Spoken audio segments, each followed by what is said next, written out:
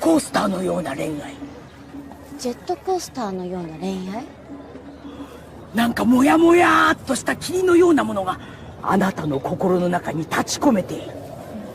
それがさーっと晴れて中から一人の男性が現れる。それがあなたにとって最低で最高の運命の人。最低で最高？そう。だからジェットコースターなの。何なんだろう、あの占い。いいんだか悪いんだか。いいじゃん、さやは。運命の人に出会えるんでしょ。私なんて2ボタンがついて回ってるって。それはあんたが顔で男を選ぶからでしょ。私なんて結婚は40過ぎてからだって。そんなのあり？私は恋愛とか当分いいと思ってたんだけどね。ネガティブだね。どうして？忘れられない人がいるとか？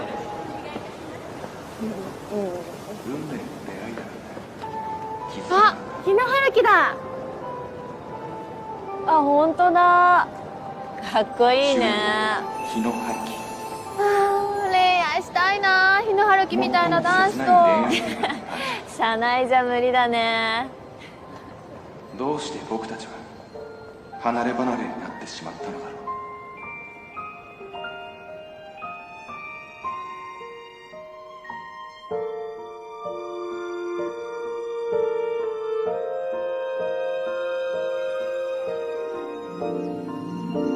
よーし探すぞ、四つ葉のクローバー。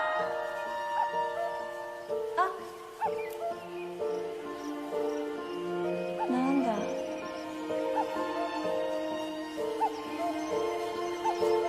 さや、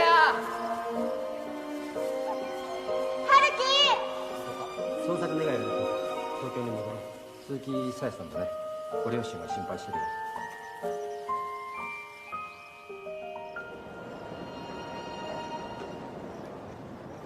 迎えに行くから。永遠の恋人。この春、約束のロードショー。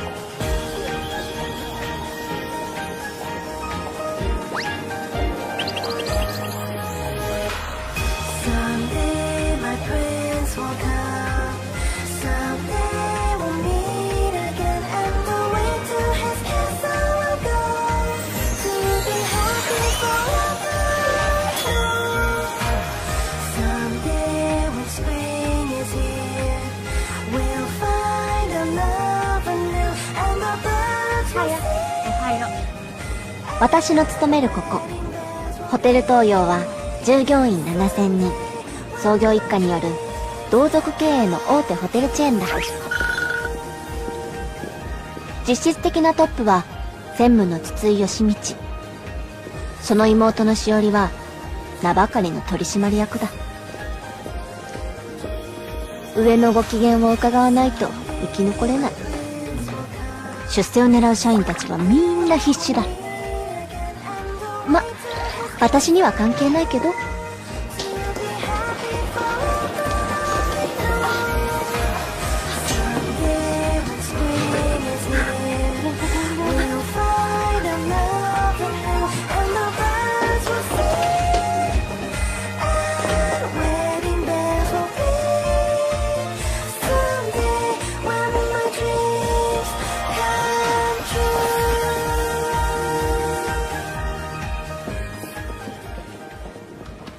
遅い。イベントのある日は少なくとも30分前に出勤してこいと言っただろう。そしてこれが私の上司、柘植進、29歳。はい、すいませんでした。今日の祝賀会、来賓の到着が2時から1時に変更になってるが、控え室の準備はできてるのか？今確認してきます。なんで事前に確認しておかないんだ。それと現場を見てきたが、椅子の数が圧倒的に足りてないぞ。そうですか。あれ、なんでだろう。ぼーっとするんじゃない。今すぐ倉庫に行って椅子を調達する。行ってきます。廊下を走るな。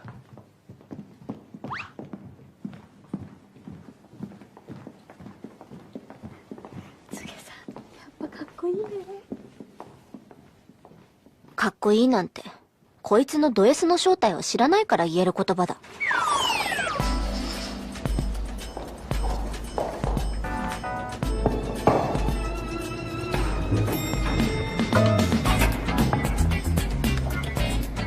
君は階段を使え。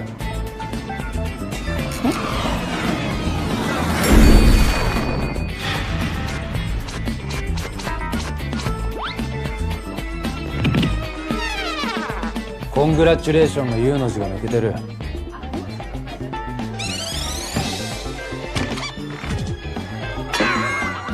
こういう初歩的な発注ミスは君だな、鈴木さん。はい、もしもし。ホテル東洋イベント企画課でございます。もしもしはいらない。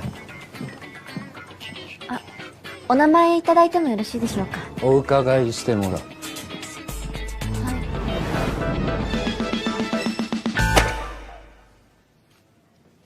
何度言えばわかるんだ。君はバカなのか。バカなんだな、鈴木さや。死ね。次進む。お前は学校の先生か。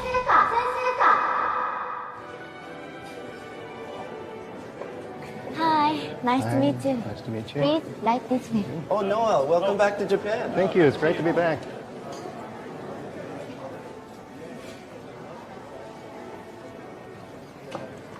So, your child is allergic to dairy product, correct? That's right. Thank you. Much appreciated. You are very welcome. So, with the vegetables, they're all organic, right?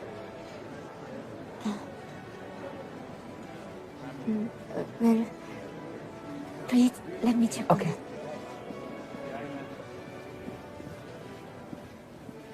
このクラスのお客様はオーガニックにこだわりが強いんだ。事前に確認しておかなかったのか。すいません。アレルギーのことで頭がいっぱいで。同時に2つのことに注意できないのか。君の脳の容量は犬以下だな。犬？有機野菜を扱ってる第一農産。閉まるまであと30分ある。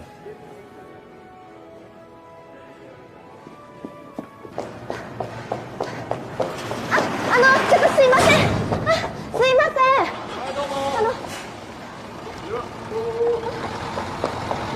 ちょっと待ってよ。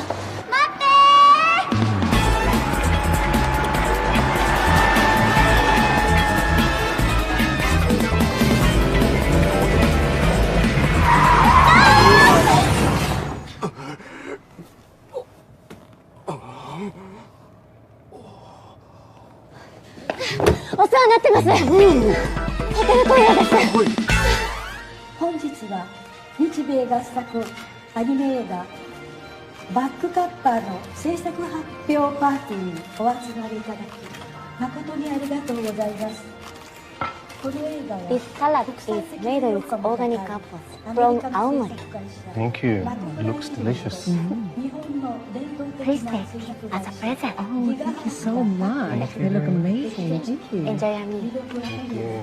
日本の妖怪カッパを主人公としたエンターテインメント映画です。事前の確認が万全だったら走らなくて済んだんだ。効率が悪すぎる。たくさんの魅力的な仲間たちと出会います。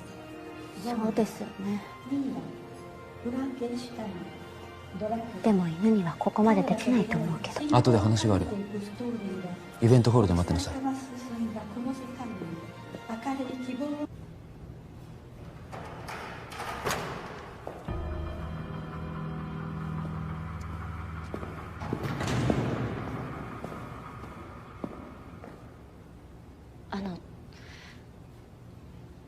注意は手短にお願いします。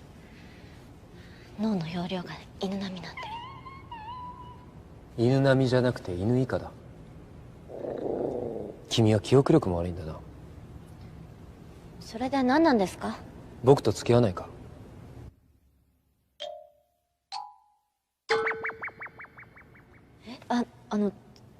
付き合うってどういう。ちょっとそこまでとかそういうんじゃなくて、男と女のそっちの方のそんなダジャレ言って面白いか。付き合うって言ったらそういう意味だ。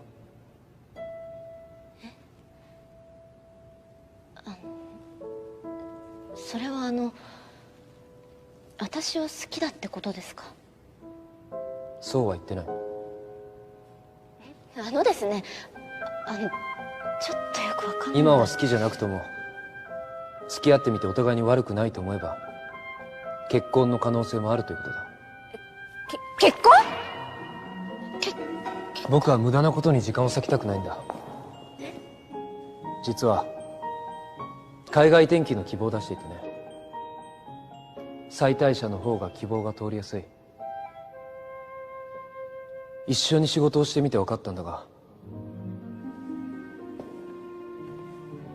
君は呆れるほど容量が悪いが打たれ強いし適応力もある。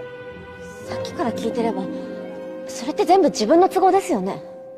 僕のことが嫌いなのか？いや、柘植さんは上司ですから、好きとか嫌いとか意識したことは。じゃあ意識してみてくれ。え？柘植さんが付き合おうって？どんな顔で言ったの？やったじゃん。有料物件だよ、柘植さんは。どこが？あんな嫌なやついる？人を小馬鹿にしたみたいな嫌みったらしい言葉遣い。早稲田の整形出てます。頭いいんです。みたいな。態度。でも、普通新卒は営業が地方に回されるのに、最初から本社勤務。とことはエリートコース。目黒に 3LDK の持ちマンション。高身長。イケメン。性格以外悪いとこないじゃない。社内見渡したって、他はほら、ろくなのいないじゃん。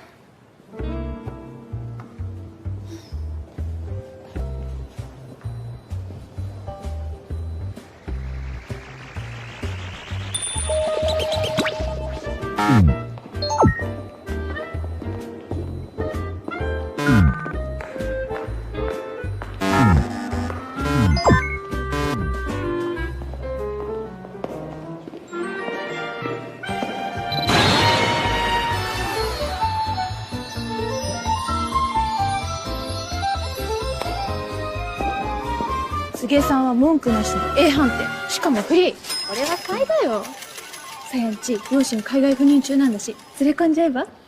リリカはいつもそれで失敗してんでしょ。さや的にはどうなの？いや、断るよ。断る？社長だ？何言ってんの？お疲れ様でした。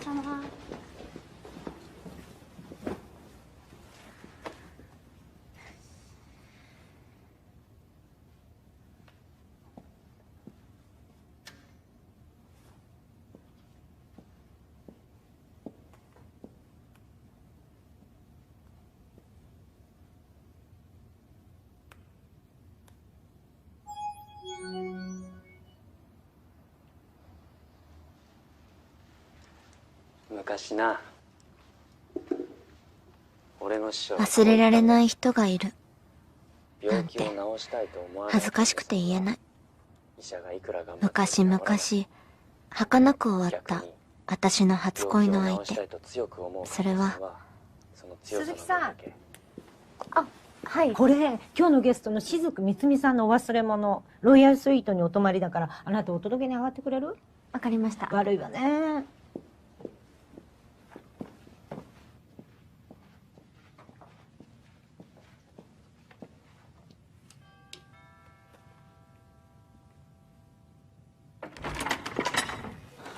何？イベント担当のものです。お忘れ物。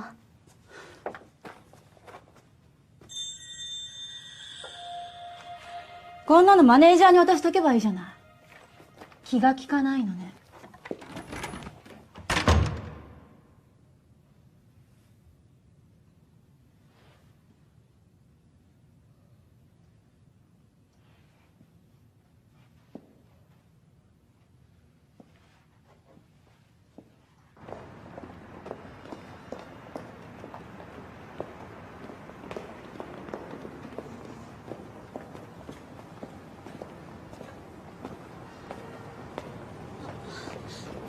さん。なんだ君か。付き合ってください。あ、これからずっとっていう意味じゃなくて、今夜はっていう意味です。あ、違います。今夜はって言っても、そういう意味じゃなくて、もういいです。いいよ。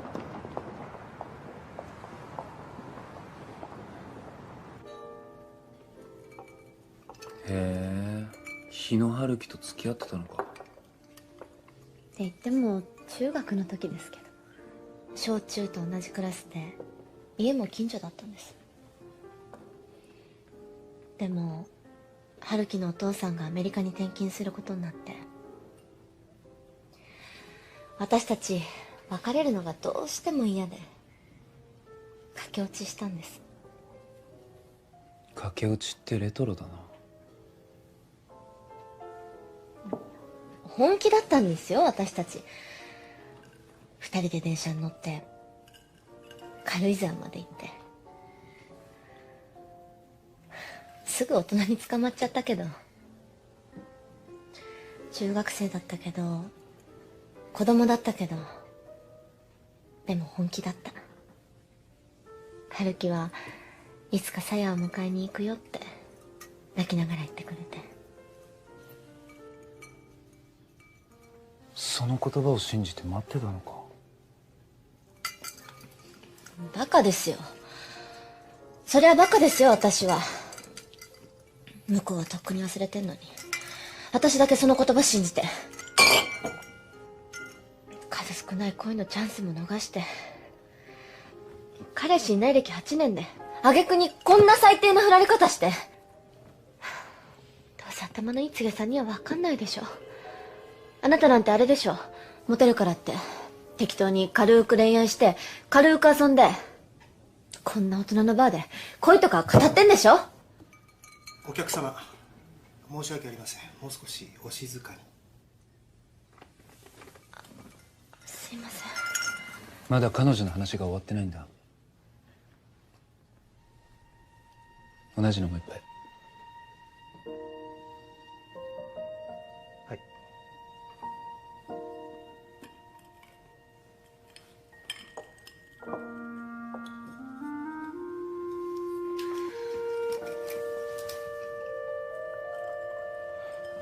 私なんか14歳で成長止まっちゃって、もう男の人となんかと付き合えない。じゃあこうしよう。君が恋愛できる体質になるまで俺とリハビリしよう。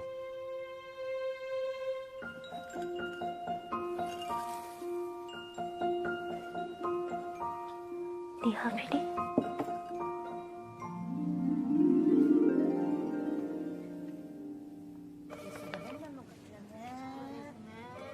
誰でも思いつくような平凡なプランばかりだな。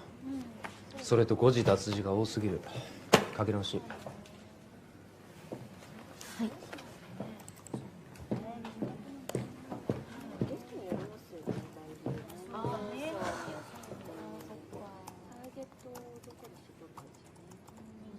恋のリハビリするんじゃないんですか、柘植さん。ああ、鈴木君。はい。今年のバレンタインキャンペーンのゲスト、日野春樹と久保田理也に決まった。事務所対応は君に任せる。はい。ね。日野春樹。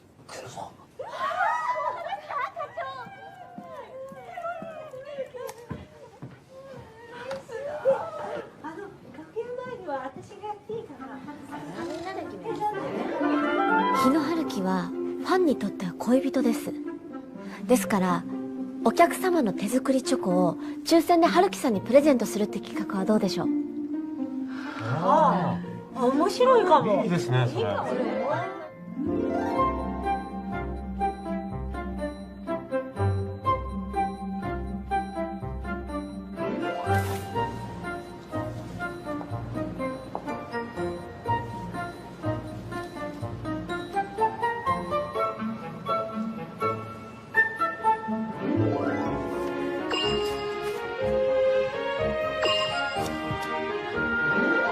ちらホテル東洋イベント企画課の鈴木です。当日の段取りのことなんですが、明日お打ち合わせできますでしょうか？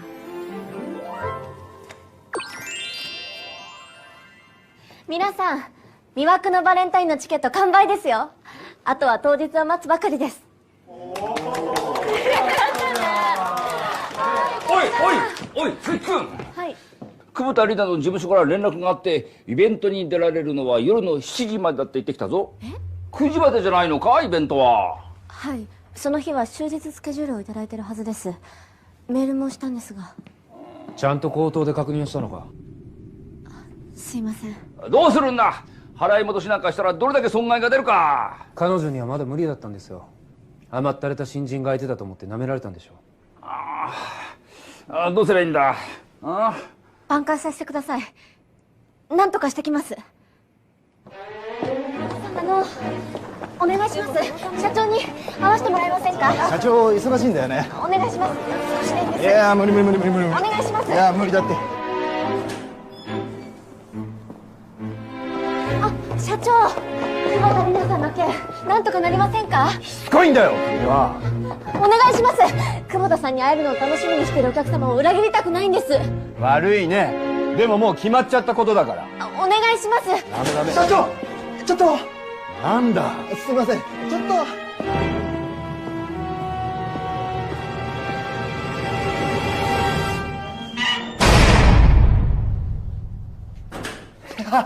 と。いやー悪かったね。いやね、うちもお宅のホテルとは付き合いも長いし、なんとかしましょう。本当ですか？ありがとうございます。ありがとうございました。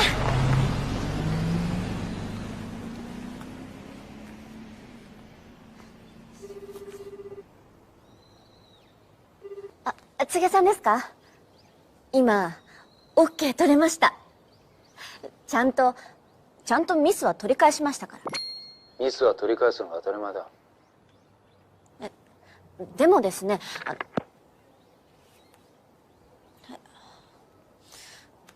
何よ。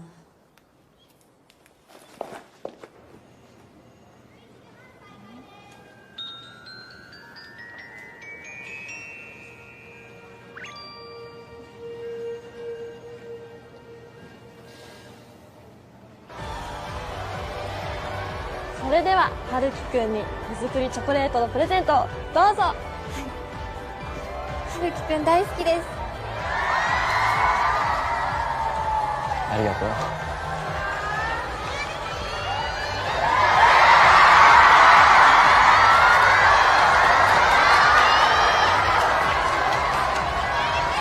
うですか、渡した感想は？信じられないです。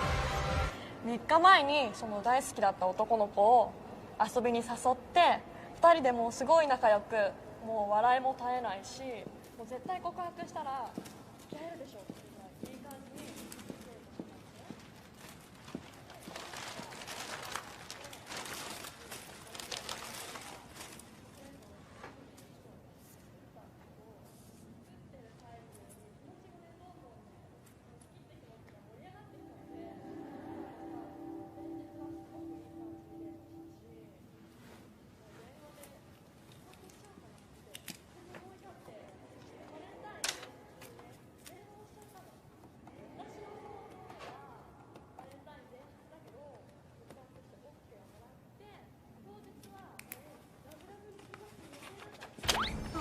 口で言えばいいのに。春樹、ちょっと返して。ちょっと返して。いいじゃん。俺にくれるつもりだったんだろ。そうだけどさ。立派になんかなっちゃってないですよ。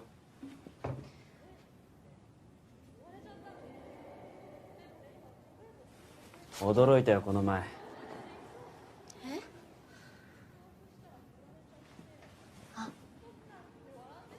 あれやっぱり気がついてたんだ。うん、もうやっべーって思った。あの女優さんとはその後順調にお付き合いなさってるんですか？別に付き合ってないし。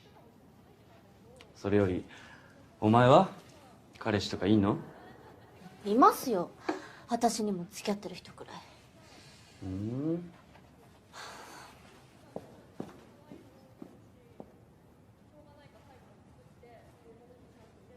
あの人です。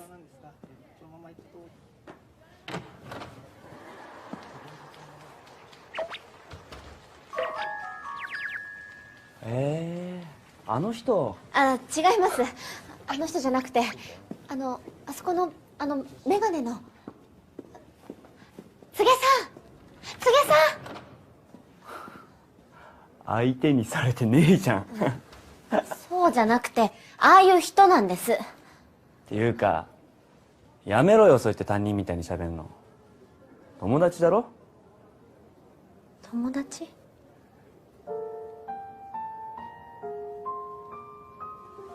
そうだよね。制服似合ってんじゃん。頑張ってんなーって思ったよ。テキパキ仕事して。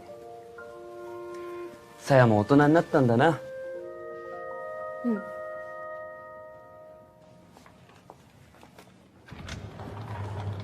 おはようございます。おはようございます。ホテル東洋の鈴木です。昨日は久保田里奈さんのおかげで大盛況でした。そのお礼に参りました。社長ですね。少々お待ちください。はい。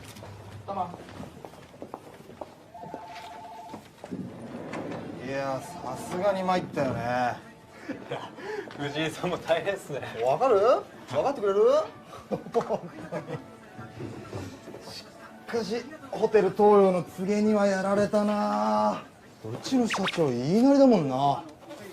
にしても、なんで社長がリナと不倫してるってバレたんですかね。情報源はどこなんですか？この女だよ。20円した子。告げと昔付き合ってたらしい。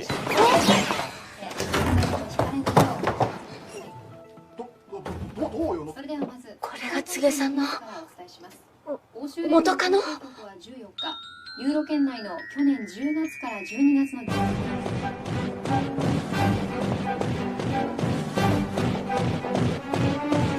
植さんって最低ですね。仕事のためなら元カノでも何でも利用するんですね。でもって私が頑張ってるのを陰で鼻で笑ってたんですよね。私が寒空の下で社長を待ってる間にもう話はついてたってことですよね。ねえ、そうですよね。大体あんな有名人と付き合ってたくせに次は私ってなんか変ですよね。あ、別に変じゃないのか。次の次の次か知りませんけど、なんで私なんかと付き合おうと思ったんですか？え？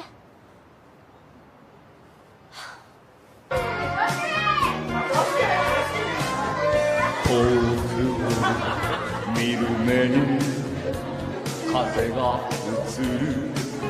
いつかそんなことがあったね。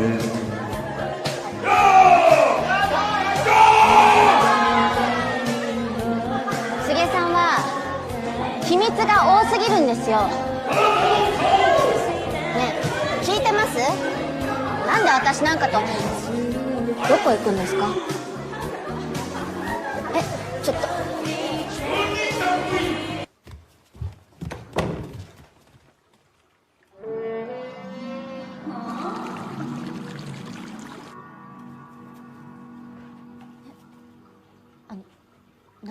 なんですか？要するに何が言いたいんだ君は。いや、だからなんで私なんかと付き合おうって言ったんですか？人のことはバカにしてるんですか？バカにはしてない。え？なんでそんなに自信がないんだ？理由は最初に説明したはずだ。俺は君でいいと思ったから付き合おうって言ったんだ。君で？君でって何ですか？いいですよ。別にその程度の気持ちなら。私だって別にはっきり OK したわけじゃないし、リハビリって言うからまあそういうのもありかなと思って。何を一人でカッカしてるんだ。だから全然わかんないんです。柘さんが私のことどう思ってんのか。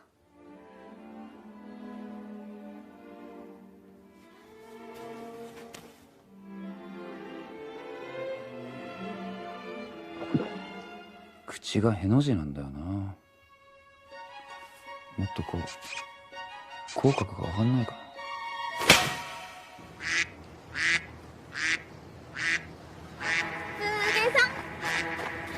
私ずーっと前から柘さんと個人的にお話ししたいなーって思ってたんですよ。私も将来のことで悩んでいてお話聞いてもらえたらなーなんて思ったり。チーフどうなさったんですか？ちょっとごめんなさい。ほっぺが痛いだし。帽子がいいから構わないでくれ。待ってください柘さん。あれ母の形見なんです。柘さんのためにかぶってきたのに。相変わらずモテてるね、柘さんは。最低よ、あんなやつ。あのね、さや、昨日課長が酔っ払って言ってたんだけど、あの騒ぎの時、さやを北海道のホテルに移動させて責任を取らせるって上が言い出したらしいの。でもそれを止めたのは柘さんなんだよ。え？そうなの？うん。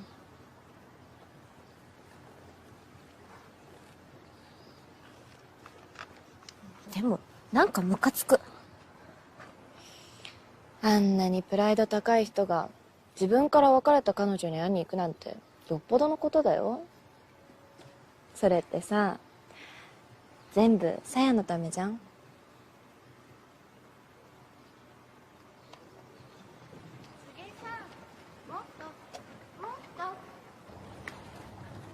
っと強くこいで。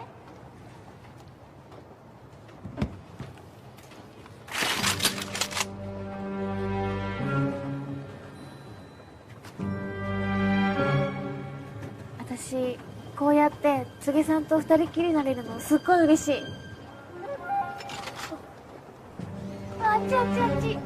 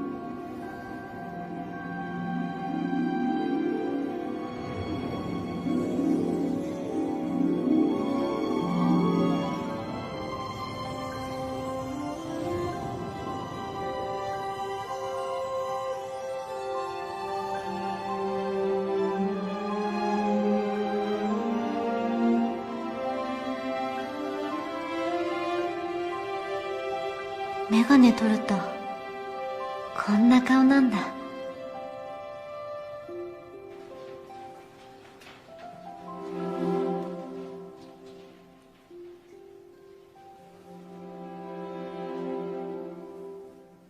どういうつもりなんだ？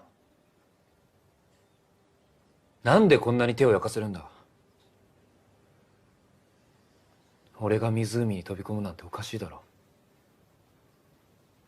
柄じゃないんだよ。だったら飛び込まなきゃいいじゃないですか。だよな。飛び込まなきゃいいんだよな。私も別に追いかけなくてもよかったんですけど。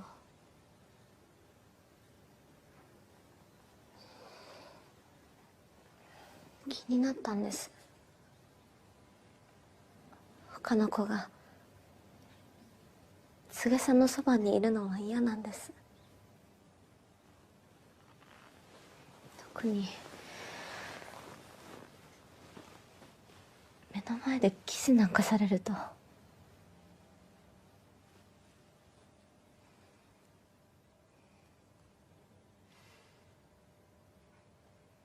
君は本当にバカだな。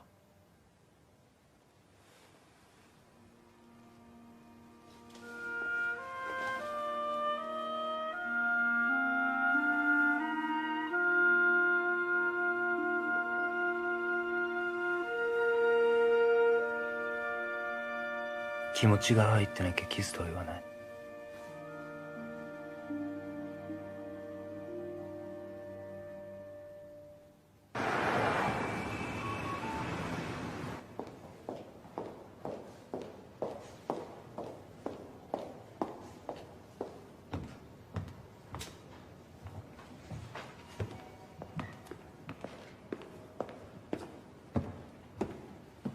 おはようございます。おはよう。柘植さん。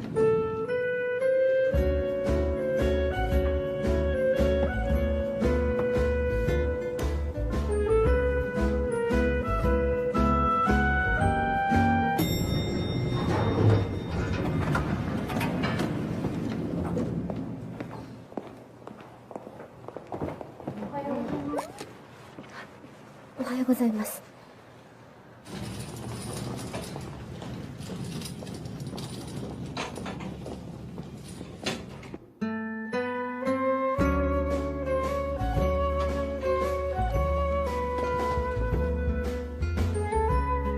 柘植さん。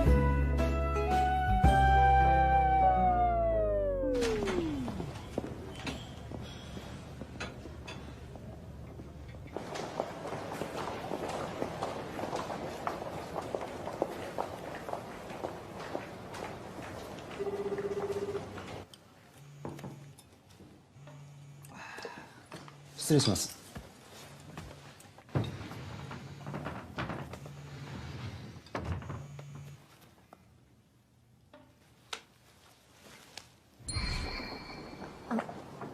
もしもし、柘植さん。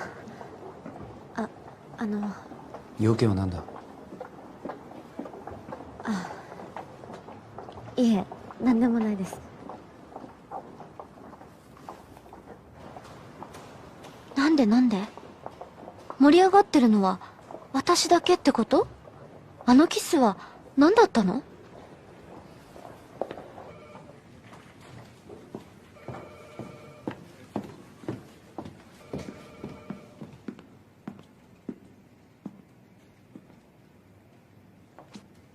鈴木君、はい。イベントの進行表チェックしといて。はい。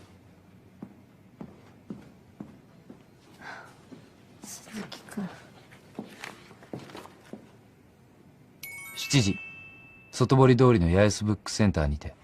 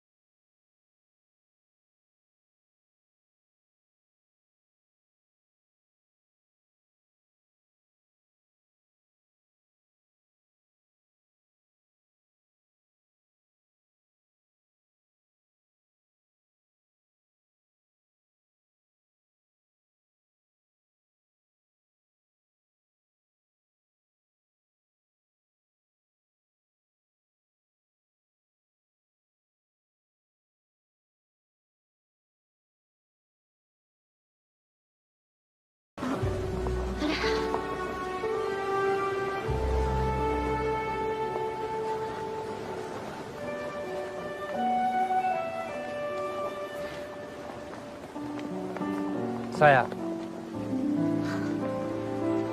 バカ。手離すな。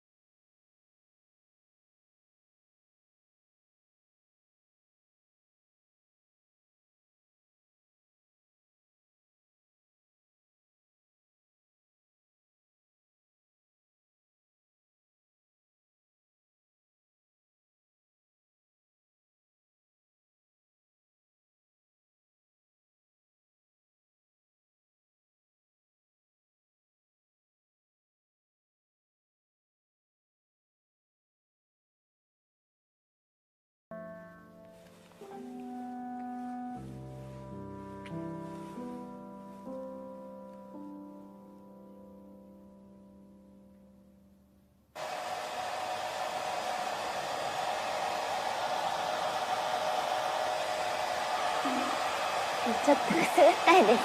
ぐにゃぐにゃするな。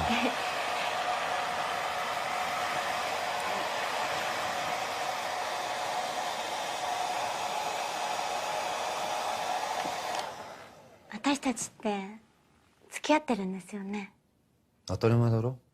じゃあわがまま言ってもいいですか？今度は昼間にデートしたいなって思って。例えば、ドライブとか、あ、遊園地とか。遊園地？子供っぽいですよね。いいんですいいんです。いや、いいよ。遊園地だろ。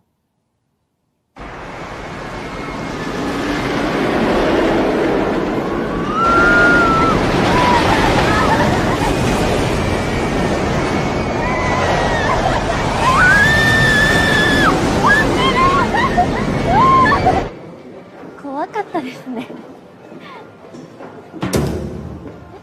つめさん？大丈夫。つげさん、もしかして。高所恐怖症だ。え？だったら言ってくださいよ。知ってたら遊園地に行きたいなんて言わなかったのに。いや、俺にも男の意地がある。好きな女の前で弱みを見せたくない。好きな。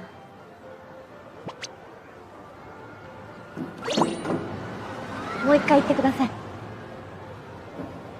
二度言う必要はない。私のどこが良かったんですか？取り柄のないとこかな。何ですかそれ。取り柄がないのに平然としてるとこだよ。あ、そっか。柘植さんは怖がりだからミスしても平気な私が頼もしく見えたんですよね。俺は怖がりじゃない。意地っ張りですね、柘植ちゃん。なんだその言い方。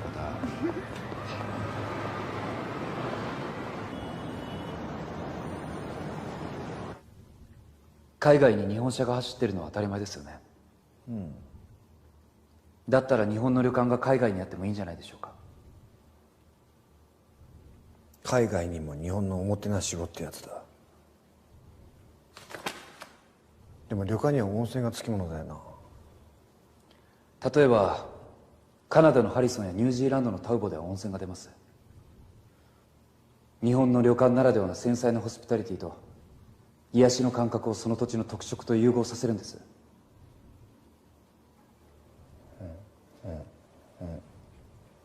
いいねいいね、さすがだね。やっぱ俺の柘植ちゃんは。よし、パリに出すホテルのプロジェクトリーダー、やっぱ柘植ちゃんに代わってもらおう。え？ホテルの立ち上げからサービス全般のオーガナイズ、柘植ちゃんに任せるっつってんの。ありがとうございます。海外新規ホテルのオーガナイズは入社当時からの夢でした。来月からよろしく。こっちに変なしがらみないよな。はい。なんか問題ある？いえ、ぜひやらせてください。何悩んでんの？自分から言っちゃえばいいじゃん。今度の土曜日誕生日なんですって。なんかそれかっこ悪くない？いかにもお祝いしてくださいって催促してるみたいで。まあわかるけどね、柘植さんそういうの疎そうだもんね。じゃあさ、こうしない？その日ダブルデートしない？でその時私がそれとなく柘植さんに言ってあげるよ。っていうか和代彼とうまくいってるんだね。ねえやっと実物見せてもらえるんだ。ねえねえ、じゃあ私も行きたい。リリカはまた今度。それよりさ、誕生日プレゼントもらうならどんなのがいいの？あ、私ね、これおすすめなんだ。オリジナルのデザインリング。これね、発注してから出来上がるまで1ヶ月かかるんだよ。じゃあ間に合わないじゃん。だね。あ、そっか。でもこんなのもらったら嬉しいよね。ね本当にやばいから次ちゃん頼む。気合い入れてな。どうぞ。課長？どうしたんですか？いや、松下さんさ、シドニーのホテルへの移動断っちゃったんだよな。娘さんの受験があるからとか言って家庭の都合優先させちゃうんだもんな。ありえないよな。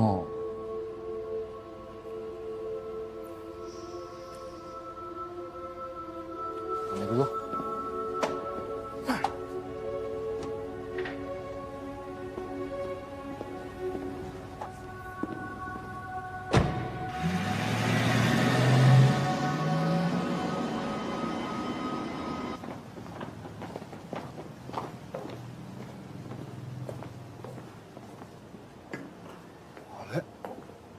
なんだ、しおり。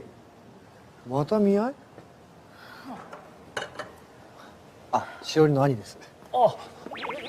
新東京銀行の田崎守と申します。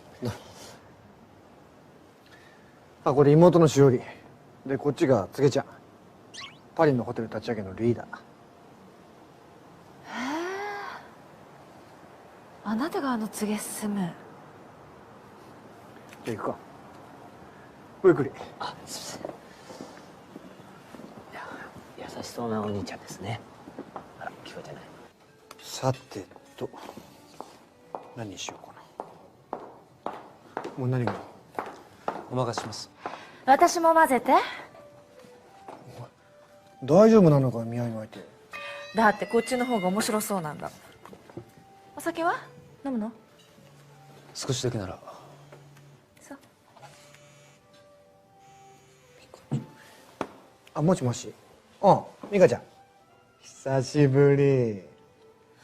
ん？今俺、恵比寿何食べようかなっていう感じだけど、こっちは？吉道から聞いたけど、あなた、できる男なんですって？いえ。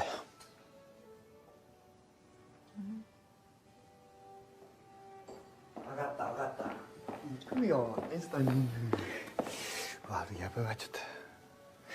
なんだったらしろいと食ってって。ここのフォアグラうまいから絶品だぞ。あ、もしもし。まあ、すぐ行くわ。うん。私も失礼します。ちょっと、私に一人で食事しろっていうの？ご自分の席に戻ったらどうですか？お相手が待ってますよ。私が食事する相手は私が選ぶわ。うちの社員なんだからそれに従いなさい。座って。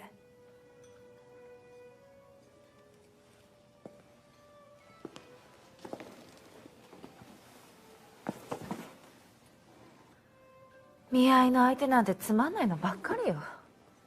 父は私のことを会社を大きくする道具としか思ってないんだから。だったら最初から見合いを断ればいい。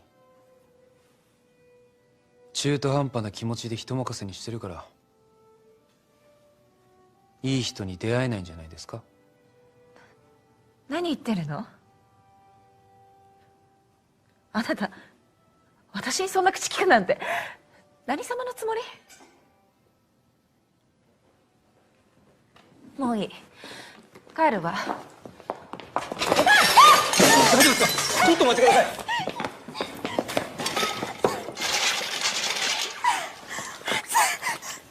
ちょっと何するの？やめて！騒がないでください。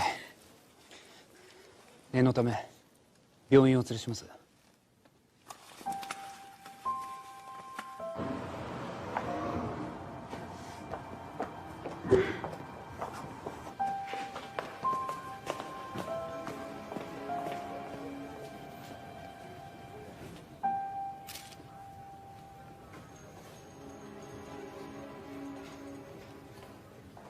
みんな聞いて。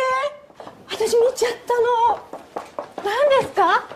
ゆうべ恵比寿で柘植さんがしおりお嬢さんと一緒にタクシーに乗るとこ。本当ですか？ショック。なんか仕事の話とかじゃないんですかね？あれは違うわ。柘植さんがね、しおりお嬢さんの肩をこんな感じに抱いて仲良さそうだったの。やだ。相手が社長のお嬢様だったら私たち勝ち目ないじゃないですか。ですよね。はあ、これからどうやって生きていこう。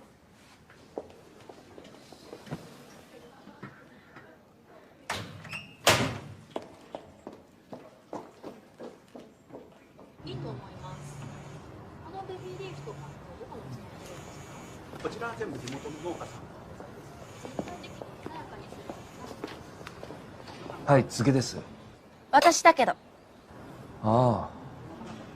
昨べは失礼しました。どうしてこの番号を？今青山にいるんだけど、出てこられる？仕事中で手が離せないんです。こっちも仕事よ。私、パリのホテルのスペシャルアドバイザーになったの。吉道から聞いてない？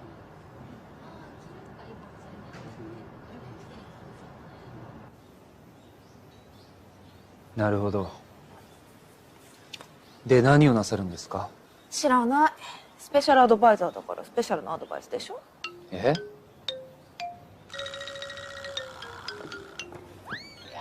あなたって家電に強そうな顔してるわよね。は？冷蔵庫買い替えるの付き合ってくれない？それは私の仕事ですか？もちろんよ。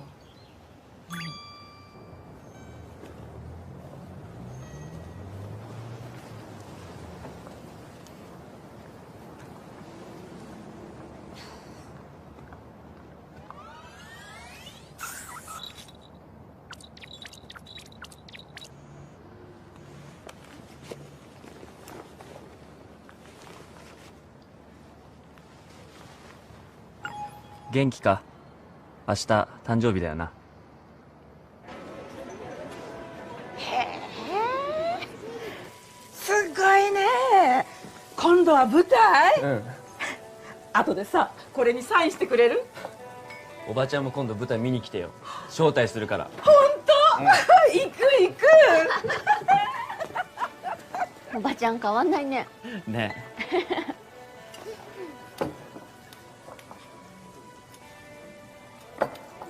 そうだ。誕生日プレゼント。え？ゲーセンで取れたてほやほやです。かわいい。ありがと好きだったよな、さや。う。うん。ねえ、ん？二股ってしたことある？え？いい、答えなくていいよ。あるよ。そっか。でも二股なんてするときはどっちの相手にも本気じゃないときだよ。一人の女に本気だったら男は二股なんてしない。そっか。何？彼氏が二股でもしてんの？うん、そんなことないんだけど。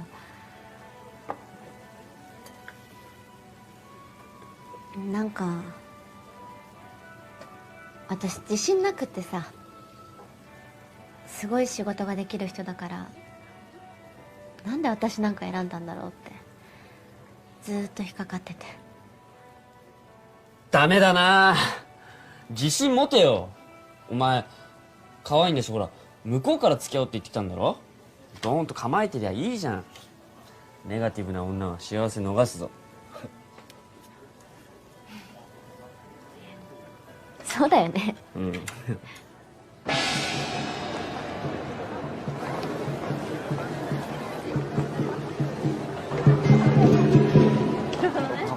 横浜。歩きたくなる街か。いいじゃん、横浜じゃん。あ、いいじゃん、歩きたいじゃん、横浜じゃん。わあ、それで美味しそう。わあ、食べな。熱い熱い。私たちも肉まん食べません？これから食事するのに食べたら腹いっぱいになるだろう。まあそうですけど。お、これなんか面白そうじゃない？それ行こうよ。いいよ、見てきて。あ、じゃあね、行こう。お、何これ？何これ。面白。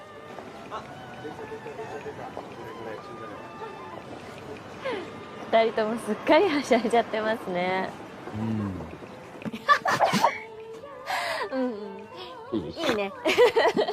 こっちは。頑張って頑張って。いいんじゃない？あ、似合う。つげさんって誕生日いつなんですか？さやとの相性を占ってあげましょうか。相性の占いアプリがあるんですよ。4月6日。え？ 4月6日って2週間前じゃないですか。そうだよ。そういうのちゃんと言ってあげた方がいいんじゃないですか。つげさんポーカーフェイスだからさや不安だと思うな。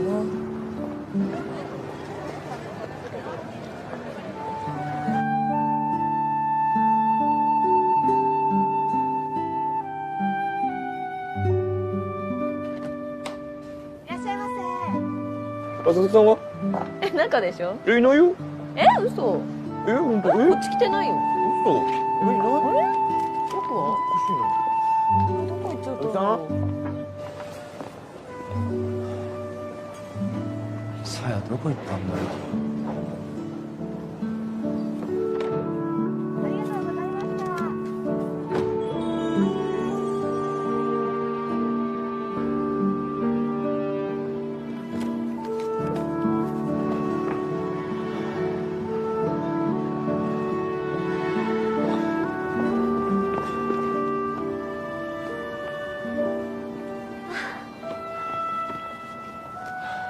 つげさん。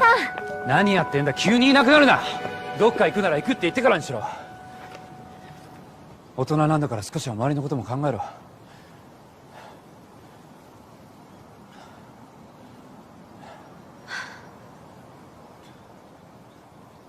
ぱり私とつげさんって先生と生徒みたいですよね。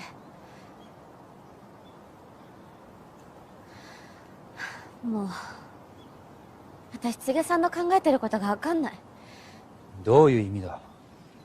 だって誕生日のことも教えてくれないし、それにしおりさんと付き合ってるんですか？は？どうなんですか？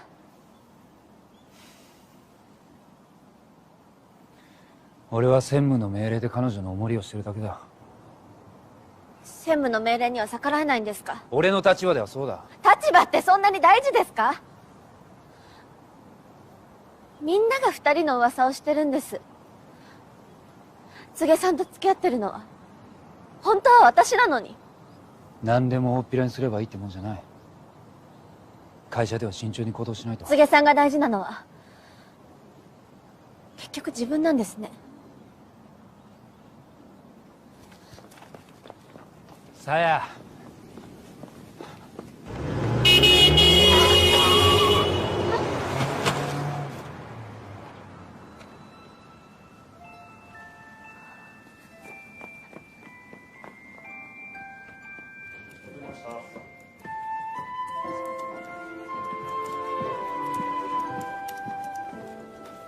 チェックしておいてくれ。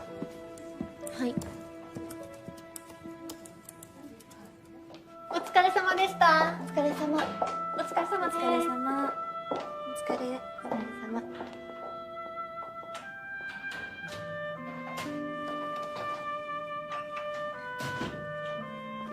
じゃあね。あ、さや。つげさんのこと信じてあげなよ。つげさん、気持ちはあっても言えない人なんだよ。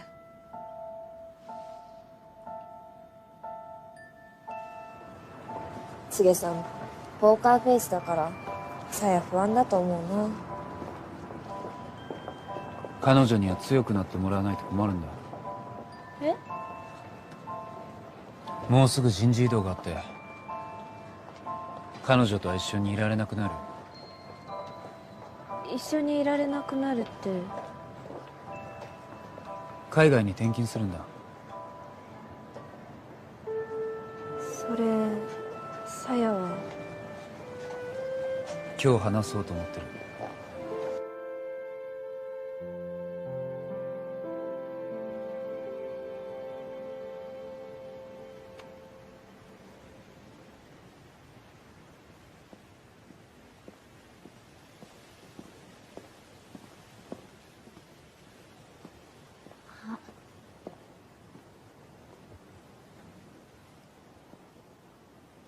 トール拾ってくれたんですか？うん。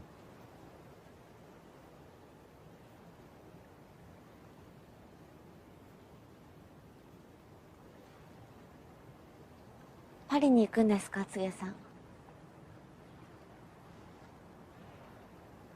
そうだ。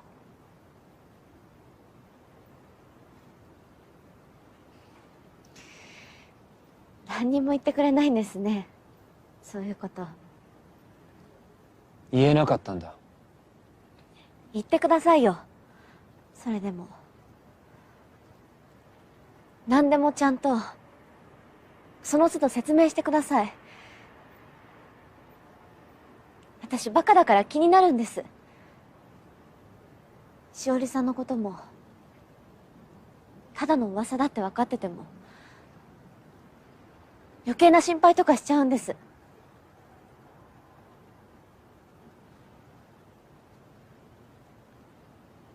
本当は君としばらく付き合ってから一緒に海外に行くつもりだった。思ったより早く転勤の辞令が出て順番が狂った。それは柘植さんの理屈でしょ。俺は間が悪いんだよな。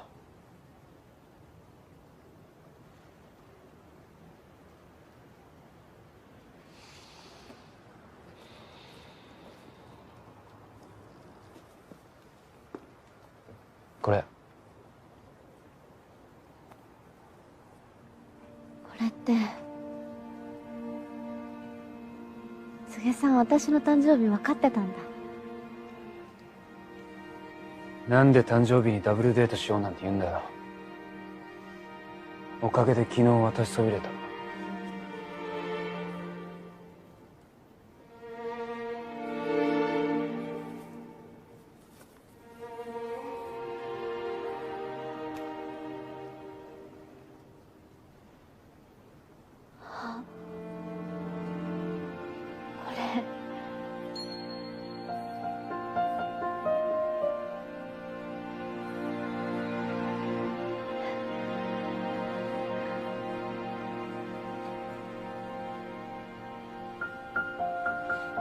ありがとう。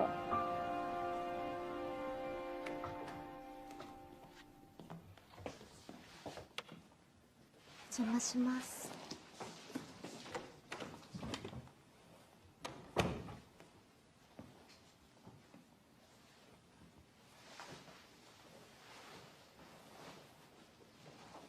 あんまり物がないんですね。物を持つと手放すとき辛いだろ。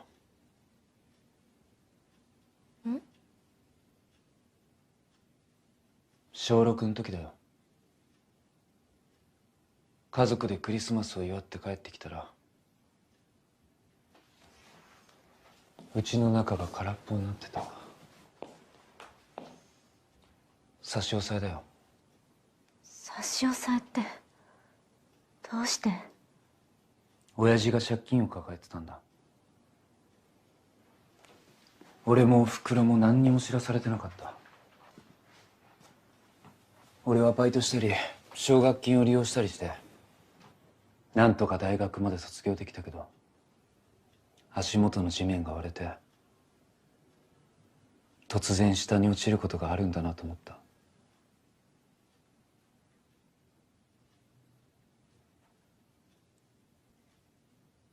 君の言う通り怖がりなんだよ俺は。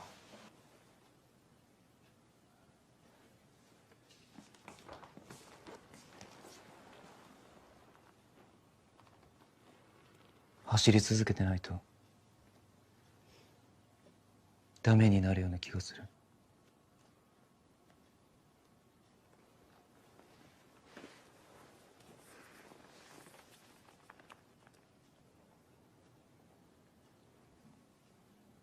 大丈夫ですよ。倒れても大丈夫です。私がこうしてるから。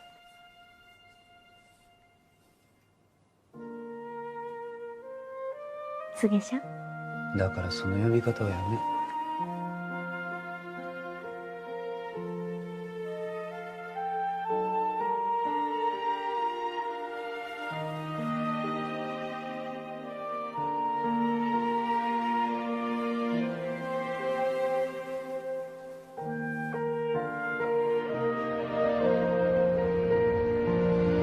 いってらっしゃい、つげさん。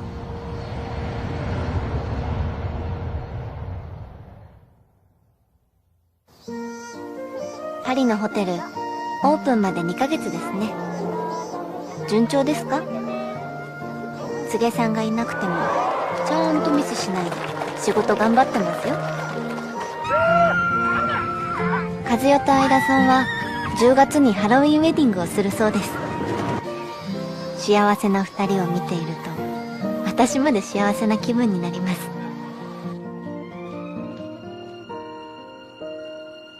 嘘です。本当はすごく寂しいし、つげさんに会いたい。つげさんに触れたい。っていうか、既読既読って読んでるならなんで返事くれないんですか？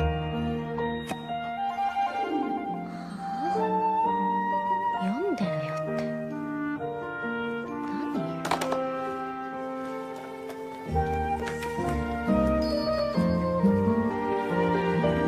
何？でも来週は一時帰国ですね。遅めの夏休み、温泉一緒に行けるの楽しみです。やっとつげさんに会える。え？帰れない？そうなんだ。急なトラブルで帰れそうにない。そうですか。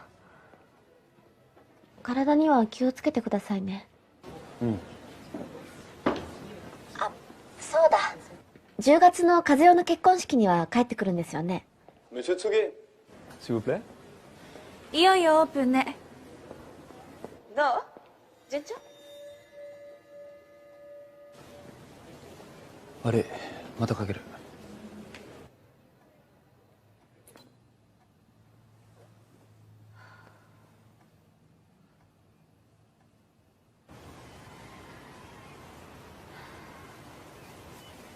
やっぱり遠距離って辛いね。向こうで何してるか全然わかんないし、なんか不安なんだよね。離れてる時こそ信じてやれよ。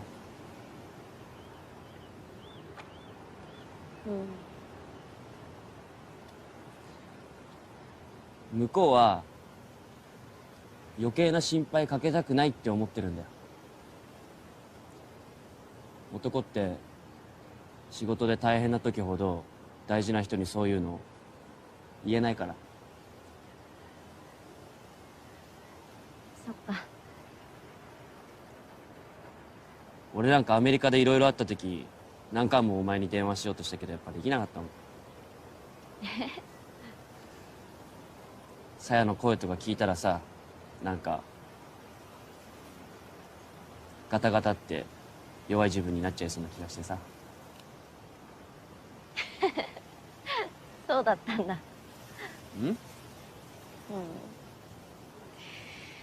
ずっと音信不通だったからさ、私のことなんて忘れたのかと思ってた。そんなわけないじゃん。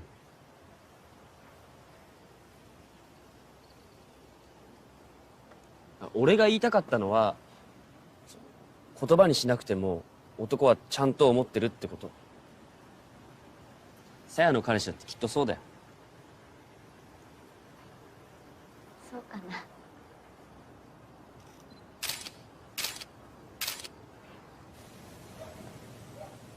ありがとう。うん。じゃあね。じゃあね。あ、そうだ。ん？今度舞台見に行くね。ああ、うん。頑張ってね。もう。じゃあ。うん。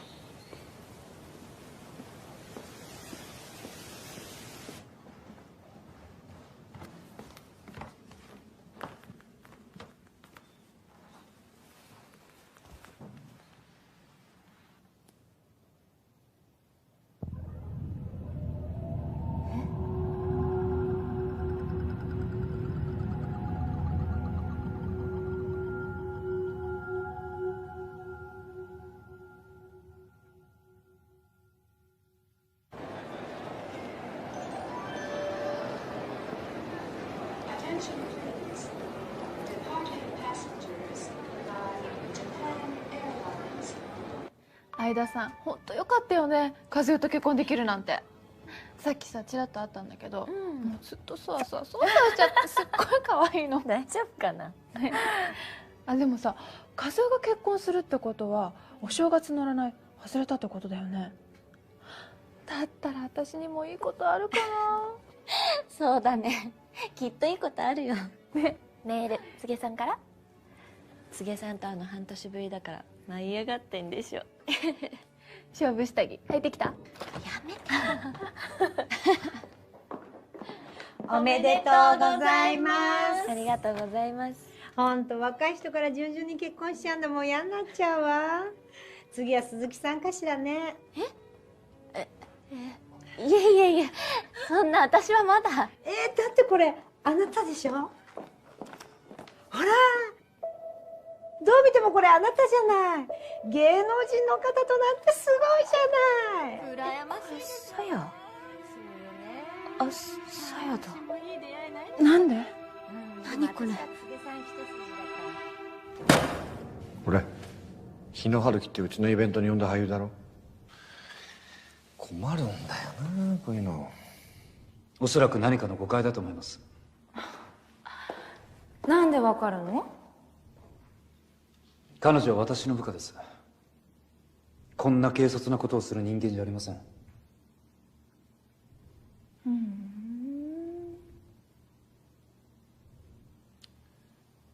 分かった。まあいいや。それよりちょっと話があるんだよな。3人で飯行こ今日は部下の結婚式なんですが。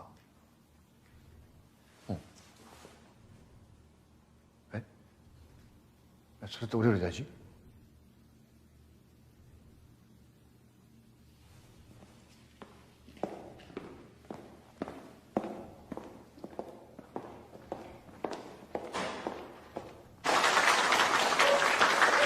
本日は僕とカズピョンの結婚式に集まっていただきましてありがとうございます。本当にカズピョンがすごい綺麗で、そんなカズピョンに一目惚れしてつげさん何度も来来られてきたませんねんですけれども、ほんと久しぶりにお会いできるの楽しみにしてたのにどうなさったのかしら。今でもずっとお祭り気分なわけなんですが、こういう結婚式も普通ではなくてハロウィンという形で皆様の記憶に残るような。私結婚式をうちのホテルで挙げるのは嫌。豪華客船を貸し切って船上パーティーにするの。それが終わったらそのまま太平洋一周のハネムーンっていうのもいいわね。ダメだよそんな時間がかかるの。姉ちゃんは俺の右腕なんだから2週間で手を打ってくれよ。2週間？短いわよ。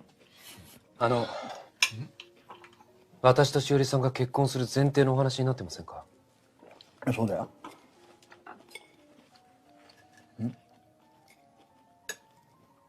あれ？つげちゃんそのつもりじゃなかったの？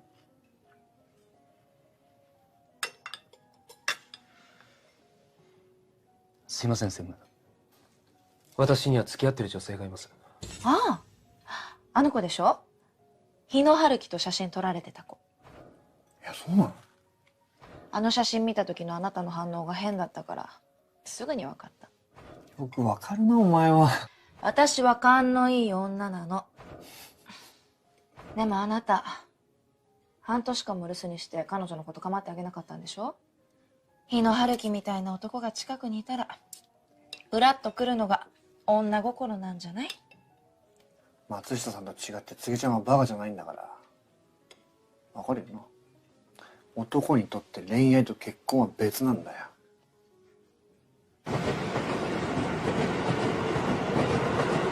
さや。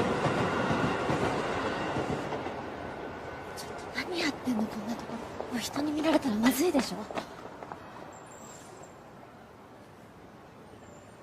謝りたかったんだ。あの記事のことで迷惑かけたんじゃないかと思って。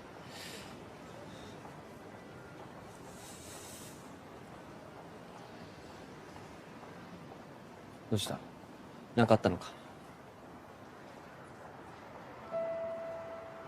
今日友達の結婚式で柘植さんも来るはずだったんだけど来なかった。電話も出てくれないの。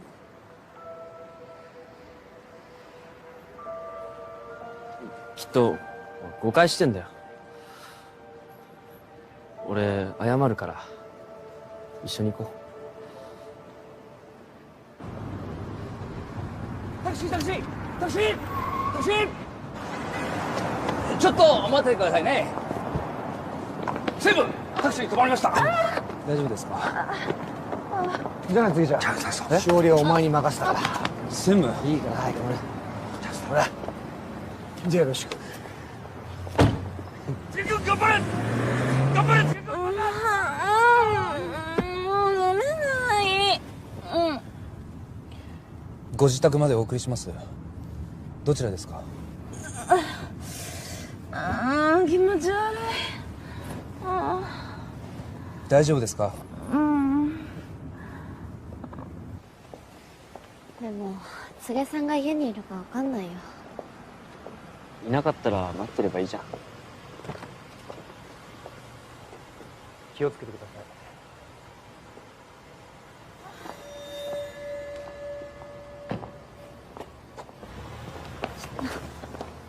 柘植さん。さよ。どんな女かと思ったらすっごく普通。大したことないのね。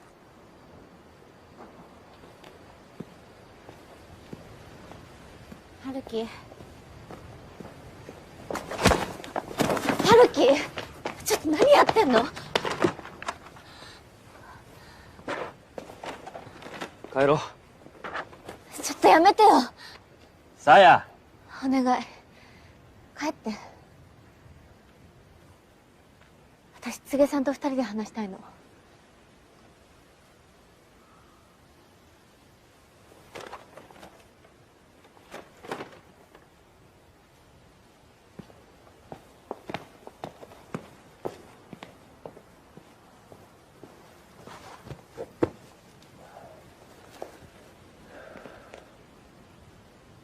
今日は帰っていただけますか？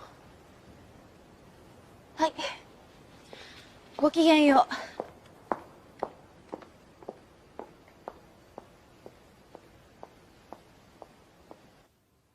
う。なんでしおりさんといたんですか？君はなんで奴といたんだ？それはあの男とはもう会うな。できません。どうして？友達だから。弱ってる時は助けてあげたいし。恋人じゃないけど大切な人なんです。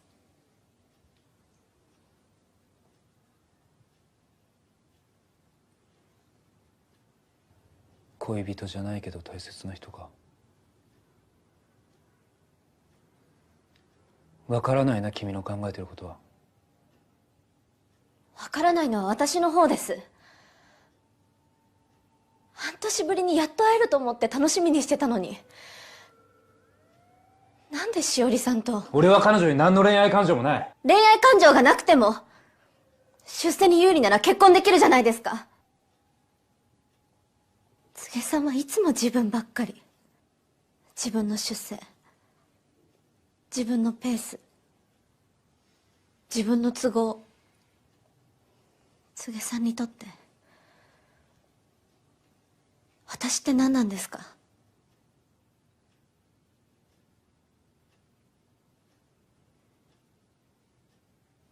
何なんだろう。私はちゃんと柘植さんの心の中にいるんですか？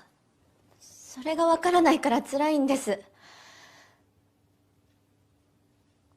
なんでそばにいてくれないんですか？だからそれは。私は柘植さんをもっと近くに感じたかった。手を握りたかったし、優しい言葉の一言が欲しかったの。そんな時春樹がそばにいてくれたんです。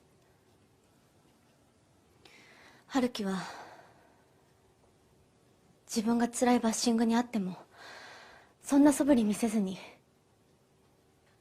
私の話を黙って聞いて元気づけてくれた。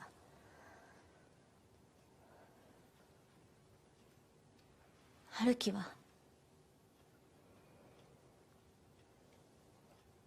柘植さんみたいに私を不安にさせない。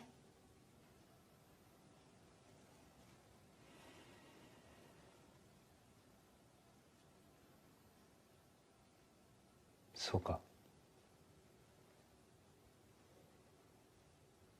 半年ぶりに会ってこんなことになるようじゃおしまいだ。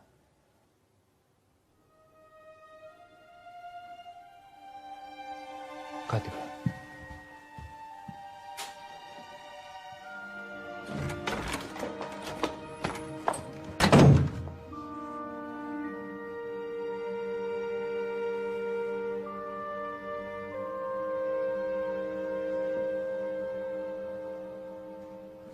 おはようございます。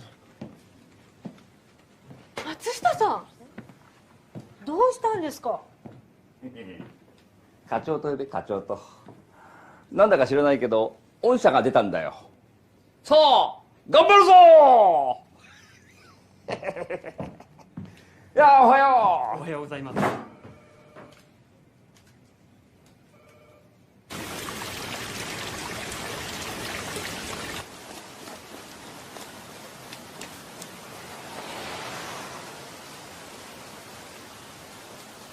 なんでいるの？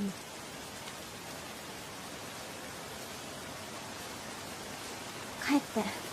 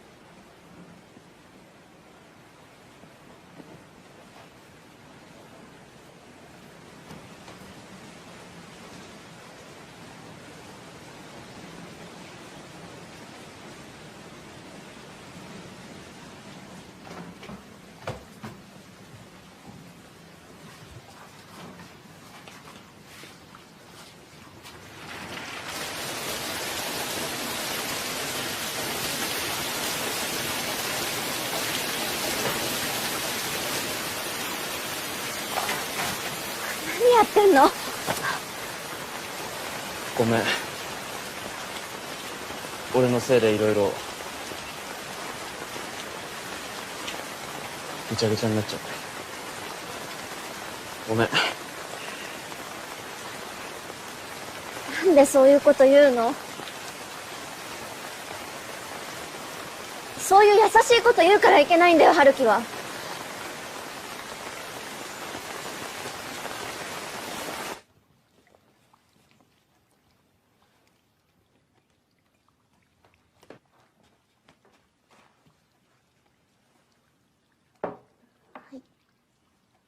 ありがとう。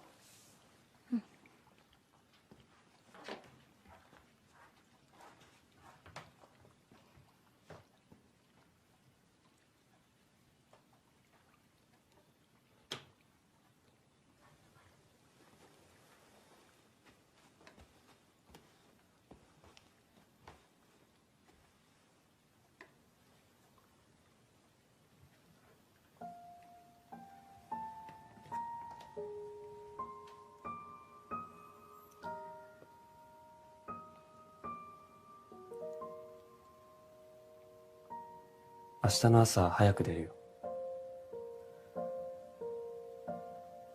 明後日から軽井沢でドラマのロケなんだ。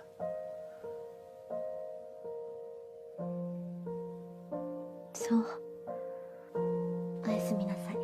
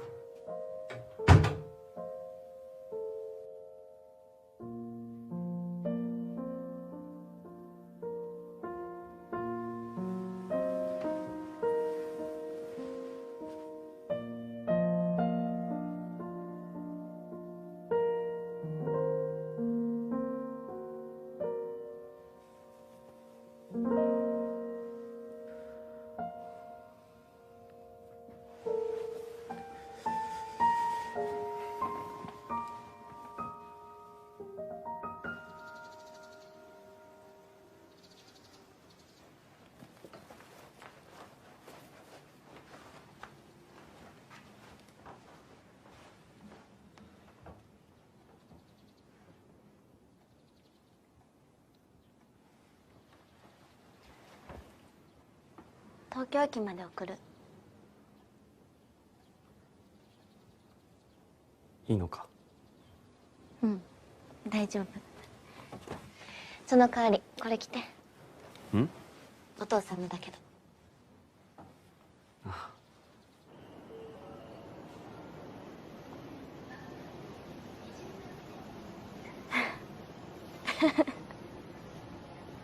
お父さんのジャケット意外と似合うね。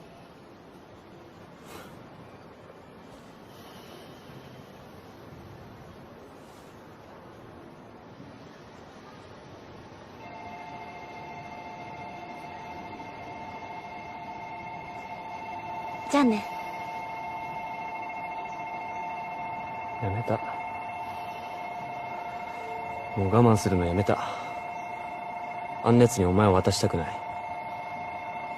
一緒に行こう。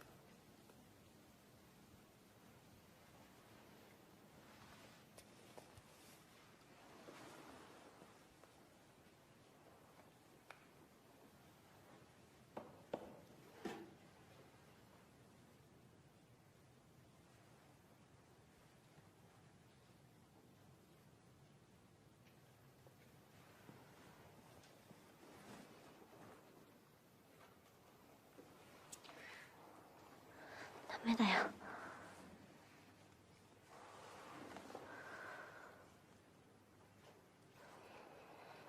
友達じゃなくなっちゃう。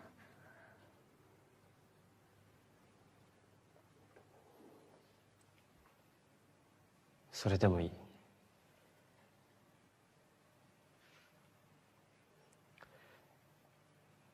きなんだ。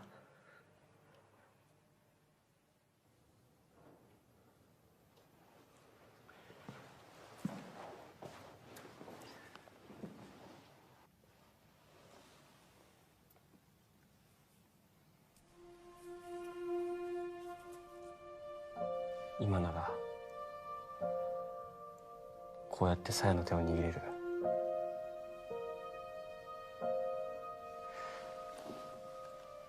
俺を知ってほしいんだ。まだ間に合うなら鞘を、好きな俺を。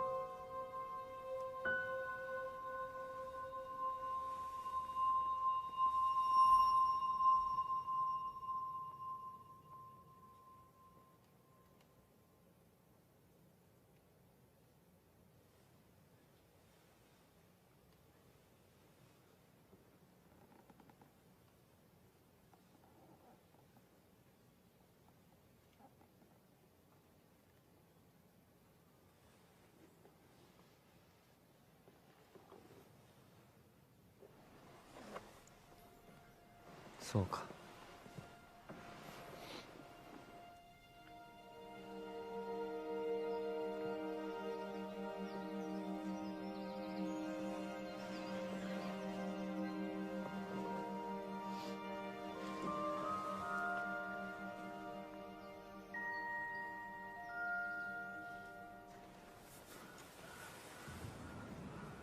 いやーね、また降るみたい。お願いがあります。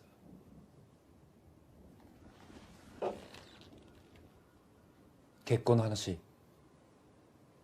しおりさんの方から断っていただけないでしょうか。私と結婚すればいっぱいいいことがあるのに。申し訳ありません。いいわよ。私から断ってあげても。ただし条件がある。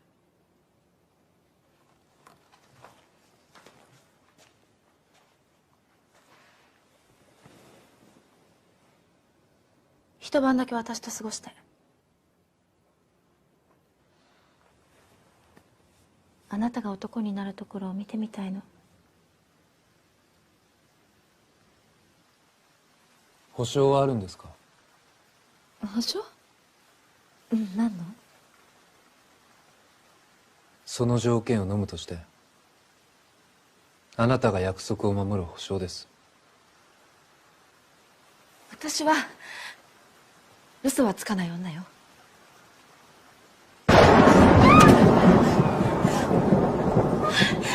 私雷大嫌いなの、小さい時から。お願い行かないで、今だけでいいからこうしてて。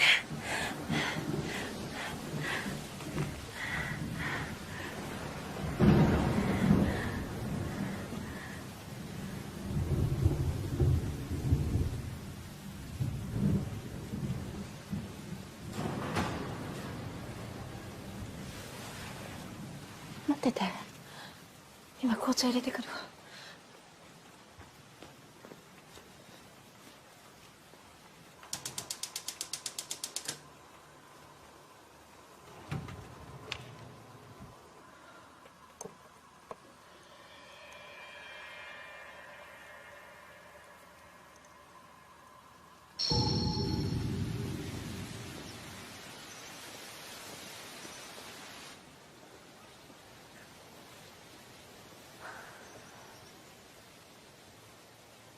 思い出した。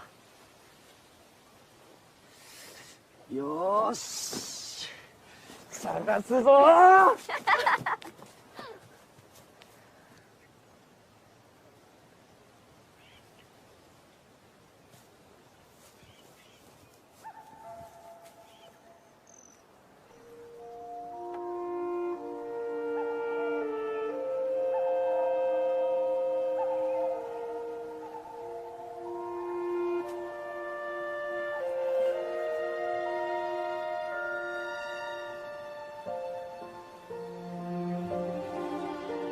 あったあったよ、ほら四つ葉のクローバ本当だ。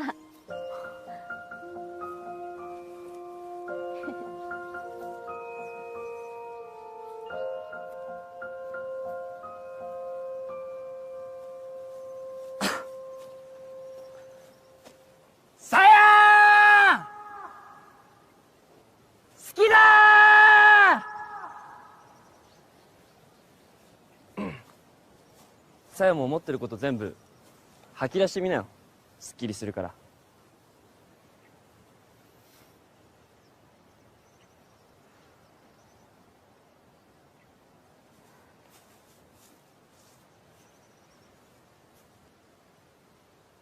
すげ進むのバカ野郎、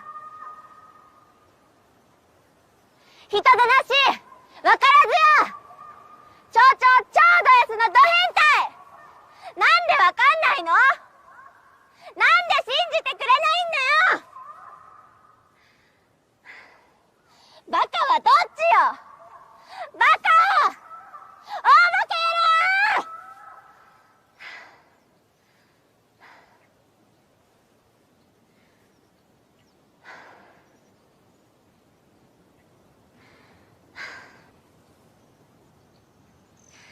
ごめんね。謝んなよ、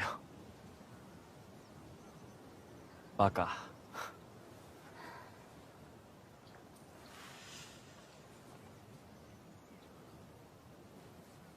いいのか、あいつで。あいつ多分お前より仕事が好きだぞ。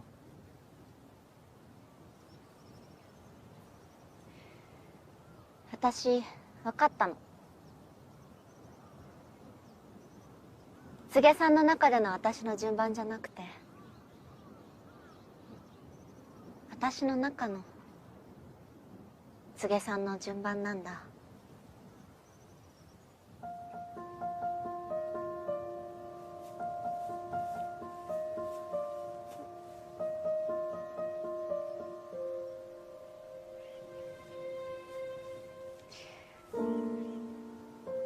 私ずっと待ってたんだ。四つ葉のクローバー持って春樹が迎えに来てくれるの。でも四つ葉のクローバーって自分で探さなきゃいけないんだよ。あるって信じて自分で見つけなきゃ。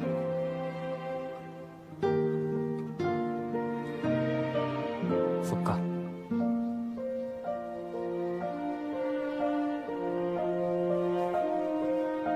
ありがとう春樹。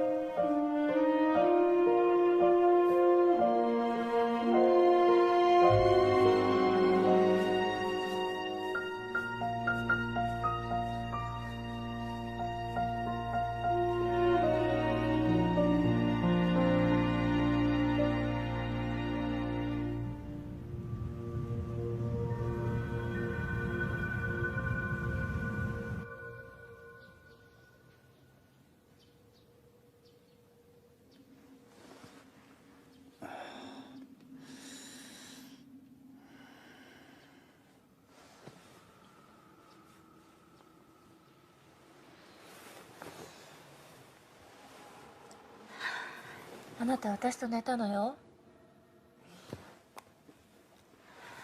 これが証拠。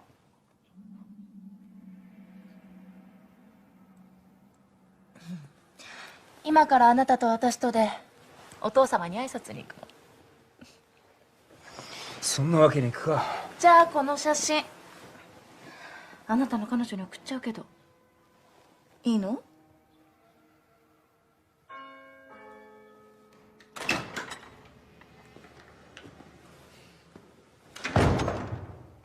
しおり、迎えに来てやったぞ。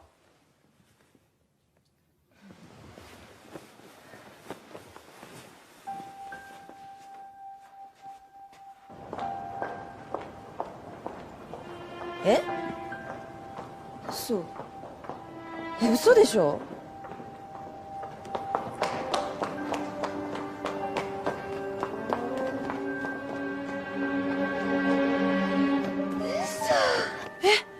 何これ？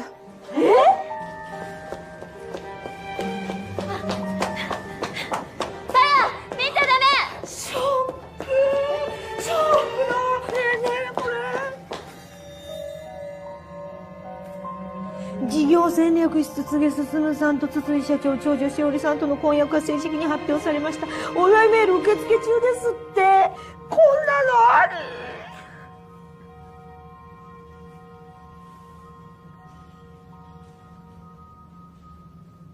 このメールは君が送ったのかな？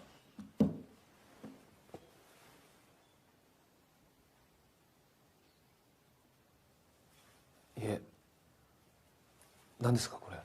メールは私が送ったの。みんなに祝福してもらいたくて。私この人と夕べ一晩一緒にいました。本当か、柘植君？それは。結婚するまでは身を慎めなんていうほど私は古い人間じゃないよ。順序はどうでもいい。ただね、娘の願いはなるべく叶えてやりたいと思ってる。娘をどうかよろしく頼む。